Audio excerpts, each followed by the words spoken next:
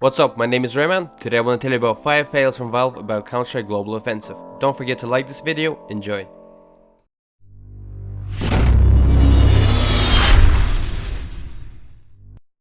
Revolver.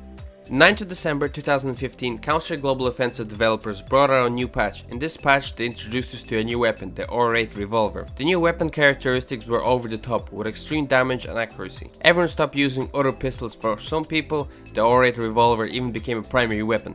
Imagine joining a matchmaking game and on the second round, everyone buys the revolver, and this continued till the end of the game. The cowboy weapon was a mix of the AWP and a rifle. Why buy an AWP if you can buy a revolver for $850 that kills anyone with a body shot? If Valve had not fixed the problem, you can forget about Counter-Strike. Later that day, Valve have brought out another mini patch that lowered the characteristics of the weapon. In this situation, it has fully reflected the foolishness of a multi-billion-dollar company. iBuyPower. iBuyPower was one of the best, if not the best, Counter-Strike Global Offensive team in North America. Sadly, in 2014 they got banned for match fixing. From that moment, players from ex-iBuyPower cannot participate in any Valve sponsor events. The whole community was in heated debate about the decision that Valve has made. Most people supported Valve and agreed on the ban for the players, but the bigger part of the community strongly criticized Valve about giving the players a permanent ban. A scandal broke out, and Valve once again got a piece of that. Gambling. I think most of you have heard about the recent update from Valve about gambling. Valve have announced that they'll be fighting on stopping gambling websites that use their Steam accounts as bots. It all sounds good, people are happy that there won't be any sites left where they could be scammed, but we need to understand that this action will have its toll on Counter-Strike Global Offensive.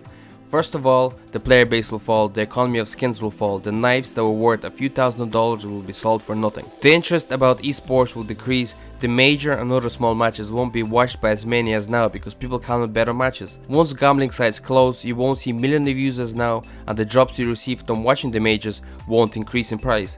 I think you know that nothing good will come from that.